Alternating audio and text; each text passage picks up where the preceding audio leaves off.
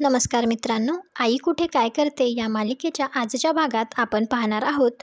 ईशा म्हणत असते, फक्त यशचा किंवा फक्त आप्पांचा या घरावर हक्क नाहीये, त्यांच्याबरोबर आमचा सुद्धा हक्क आहे. तर अनिश तिला म्हणतो, तू कोण आहेस या घरावर हक्क सांगणारी? केवळ इथे जन्म घेतलास म्हणून? नशिबाने मिळालं आहे तुला हे सगळं. अदरवाईज या घरासाठी काय केलं आहेस तू? घरासाठी सोड, तुझ्या आई वडिलांसाठी, तुझ्या भावंडांसाठी, आजी आजोबांसाठी काहीतरी केलंयस का? तू तुझ्या आईचे जगासमोर किती अपमान केलेस ते एकदा आठवून बघ. तुलाच लाज वाटेल. तर ईशा म्हणते, एक मिनिट, तू कोण आहेस आमच्यामध्ये बोलणारा? हे आमचा इंटरनल मॅटर आहे, त्यामुळे बाहेरच्या माणसांनी आमच्यामध्ये बोलण्याचा काही हक्क नाहीये. तर अनिश म्हणतो, मी बाहेरचा? ईशा, अजूनही आपला डिवोर्स झालेला नाहीये, त्यामुळे तू अजूनही माझी बायको आहेस. मग तू जिथे जिथे चुकणार तिथे तिथे मी तुला सांगणार. तर ईशा म्हणते, या सगळ्यात डोकं घालण्यापेक्षा तू मला ॲल्युमिनी कशी देणार आहेस या सगळ्यात तुझं डोकं खूपच. आमच्यामध्ये पडू नकोस तू, नाहीतर तुला हे सगळं महागात पडेल. तर अनिश म्हणतो, मी पडणार आहे तुमच्यात, काय करणार आहेस तू? तर नितीन पुढे होतच अनिशला म्हणतो, आपण इथे अरुंधती आणि आप्पांसाठी आलोय ना, मग तू वाद घालू नकोस. तर अनिश म्हणतो, पण नितीन अंकल, हिला बघा ना कशी बोलते ही. तर ईशा म्हणते, का तुला खूप हौस होती ना आमच्यामध्ये बोलण्याची, मग आता का रडतोयस? तर अनिश म्हणतो, मी रडत नाहीच आहे. तर नितीन अनिशला म्हणतो, चल आपण निघू जाऊ.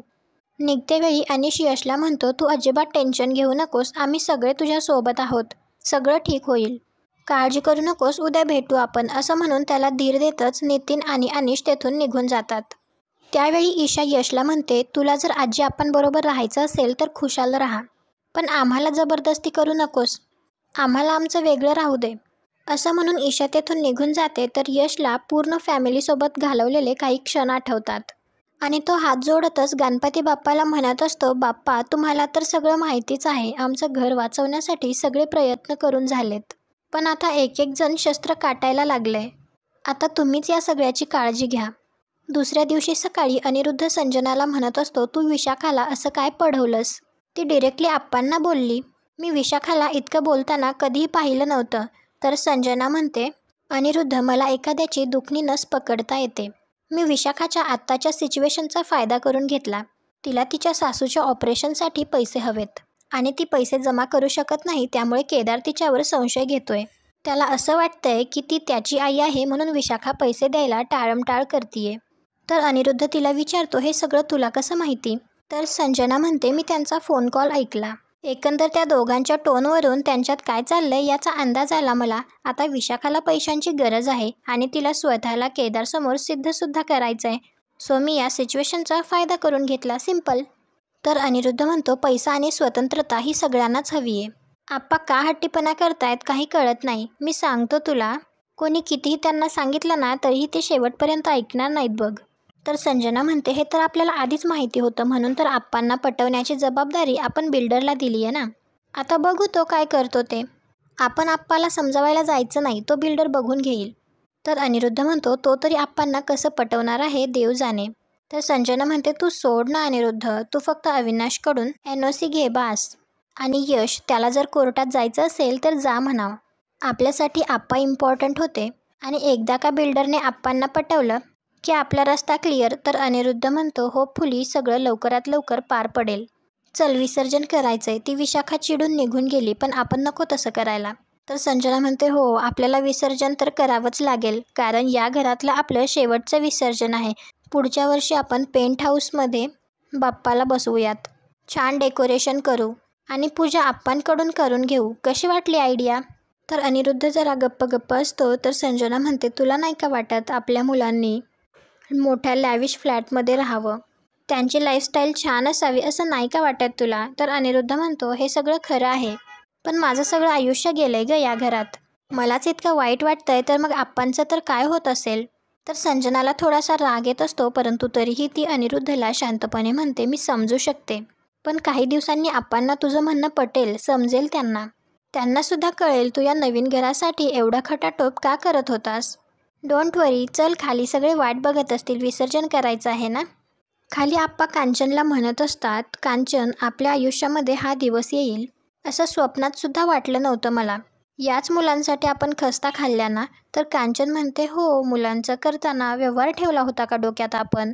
मुलं मोठी होऊन आपल्यासाठी काही करतील म्हणून त्यांना चांगले शिक्षण देऊया, चांगले संस्कार देऊया, असं काही ठरवलं होतं का आपण?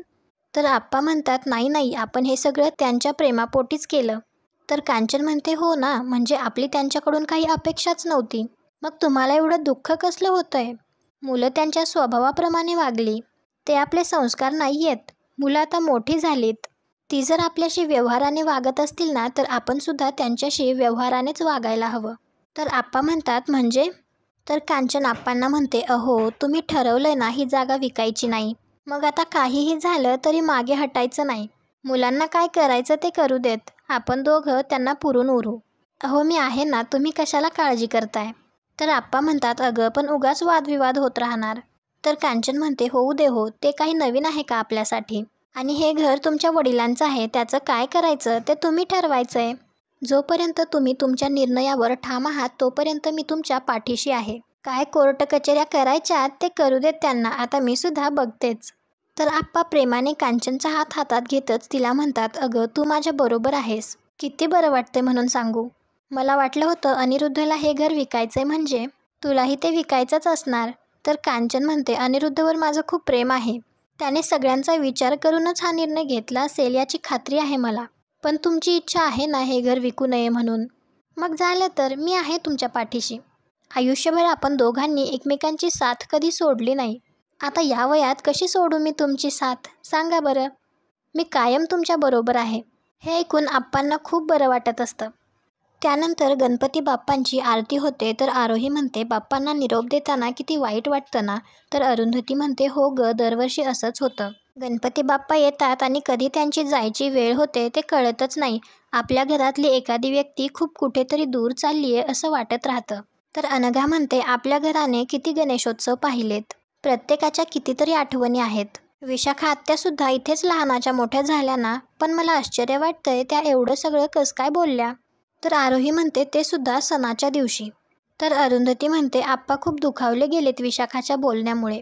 तर आरोही म्हणते, साहजिक आहे ना आई, विशाखा आत्या आप्पांना एवढं भांडल्या आणि नंतर विसर्जनाला थांबल्यासुद्धा नाहीत. तर अनघा म्हणते, सगळ्या रंगाचा बेरंग झाला, विशाखा आत्यांनी वाद घातला आणि सणाचं वातावरणच बिघडलं. नितीन सर आणि अनिश सुद्धा थांबले नाहीत, काय विचार केला असेल त्यांनी. तर आरोही म्हणते, हो ना, आणि ते गणपतीसाठी म्हणून आले होते. तर अरुंधती म्हणते, तरी आईंनी सगळ्यांना सांगितलं होतं, कुठल्याही वादाचे विषय काढू नका, पण तरी जे व्हायला नको होतं तेच झालं. आई आप्पांची काळजी वाटायला लागली आहे मला, त्यांचं आता हे सगळं सहन करण्याचं वय राहिलंय का. त्यानंतर बाप्पांचं विसर्जन झाल्यानंतर सगळे घरात येतात. तर त्यांच्या मागोमाग लगेच बिल्डरसुद्धा येतो आणि तो म्हणतो, मी चुकीच्या वेळेला आलो का? माझं ना नेहमी असं होतं, परवा रात्री पण आलो होतो तेव्हा अनिरुद्ध सर आणि संजना मॅडम पण बावचळल्या होत्या. तर संजना म्हणते, नाही हो, आज अगदी वेळेत आलात, वेळ साधून आल्यासारखं. तर बिल्डर म्हणतो, विनायक देशमुख नमस्कार, परवा मी आलो होतो पण ओळख करून द्यायची राहिलीच, मी राजेश भोसले, बिल्डर आहे मी. तर कांचन म्हणते, तुम्ही इथे का आलात? आम्हाला आमचं घर विकायचं नाही आहे. तर बिल्डर म्हणतो, तेच सांगायला आलोय, आता तुमचं घर तुमचं राहिलेलं नाही आहे. तर आप्पा म्हणतात, म्हणजे? तर बिल्डर म्हणतो, तुमचा हा समृद्धी बंगला आणि ही सगळी प्रॉपर्टी आता माझी झाली आहे, ही सगळी प्रॉपर्टी तुम्ही मला विकली आहे. तर आप्पा म्हणतात, मी तुम्हाला का विकेल, मला ही जागा कोणालाही विकायची नाही. तर कांचनसुद्धा म्हणते, उगाच खोटं नाटक काहीतरी सांगू नका, तुमचा काय संबंध. तर बिल्डर म्हणतो, आजी शांत व्हा, इतका राग बरा नव्हे या वयात, बीपी वगैरे वाढला ना तर. तर यश रागातच त्या बिल्डरला म्हणतो, गप्प बसा. तर बिल्डर त्याच्याकडे बघतच म्हणतो, अँग्री यंग मॅन, शांत हो, माझ्याच घरात राहून माझ्यावर आवाज चढवायचा नाही, कळलं. तर यश म्हणतो, हे घर तुझं नाही आहे. सगळे आश्चर्याने बघत असतात. तर बिल्डर म्हणतो, तुमचा कुणाचा विश्वास बसत नाही आहे का माझ्यावर. आणि तो ते पेपर्स दाखवतो. तर आप्पा ते पेपर्स पाहतात आणि त्यांना तर आश्चर्यच वाटतं. त्यानंतर अरुंधती ते पेपर्स आप्पांच्या हातातून घेते. तर बिल्डर म्हणतो, वाचा वाचा, तुम्हाला सगळ्यातलं ज्ञान आहे हे कळलंय मला. या सगळ्यामुळे कांचनला जरासा धक्का बसतो. तर आरोही म्हणते, हो, त्यांना जरासं चक्कर आल्यासारखं वाटत होतं, उभंही राहवत नव्हतं, त्यामुळे मग त्यांना औषध देऊन झोपवलंय, थोडी झोप झाली की त्यांना बरं वाटेल. तर आप्पा म्हणतात, मला वाटलंच होतं, ती वरवर खूप बरी असल्याचं दाखवत असली ना तरी मनातून खूप हळवी आहे ग ती, तिला असे आघात नाही सहन होत. तर अनघा म्हणते, आप्पा तुम्ही काळजी करू नका, आजींना गाढ झोप लागली आहे. तर अरुंधती अनिरुद्धला विचारते, काय आहे हे सगळं? तर अनिरुद्ध म्हणतो, तू वाचलंस ना? तर यश म्हणतो, हे घर विकलंय असं लिहिलंय यात. तर संजना म्हणते, मग बरोबरच आहे, आम्ही हे घर बिल्डरला विकलंय. तर अनघा म्हणते, हे कसं शक्य आहे? तर आरोहीसुद्धा म्हणते, एक्झॅक्टली, तुम्ही हा निर्णय एकट्याने नाही घेऊ शकत. तर संजना म्हणते, अगं आम्ही एकट्याने निर्णय घेतलेलाच नाहीये. यश सोडून आम्ही सगळ्यांनी निर्णय घेतलाय. हे घर आम्ही बिल्डरला विकले. तुम्हाला खोटं वाटत असेल तर परत एकदा पेपर्स चेक करा. यावर आप्पांच्या सुद्धा सह्या आहेत. तर यश म्हणतो, एकदा तोंडावर पडून सुद्धा पुन्हा तीच चूक केली आहे तुम्ही. आप्पांच्या खोट्या सह्या घेतल्यात. तर अरुंधती म्हणते, मागच्या वेळी आम्ही तुम्हाला सोडून दिलं होतं, पण यावेळी सोडणार नाही. तेव्हाच सांगितलं होतं मी तुम्हाला, आई आप्पांच्या वाटेला जाऊ नका. तरी तुम्ही ऐकतच नाहीयेत. तर संजना म्हणते, तोंड बंद ठेवशील का? किती बोलतेस? क्रॉस चेक केलंस ना? नाहीतर एकदा आप्पांना विचार, यावर ज्या सह्या आहेत त्या आप्पांच्या आहेत की नाही. आणि आजचा भाग इथेच संपतो. पुढील भागात आपल्याला पाहायला मिळणार आहे, आप्पा म्हणत असतात, तुम्ही तर मला इन्शुरन्सचं कारण सांगून या सह्या घेतल्या ना? तर अरुंधती म्हणते, आप्पा तुम्ही काही काळजी करू नका, तुम्हाला या घरातून कोणीही बाहेर काढू शकत नाही. तर अनिरुद्ध म्हणतो, त्यांना कोणीही घराच्या बाहेर काढत नाहीये. आप्पांचा शेअर मी त्यांना देणार आहे. तर अरुंधती म्हणत असते, आप्पाचं घर आहे हे, तुम्ही आप्पांच्या घरात राहताय.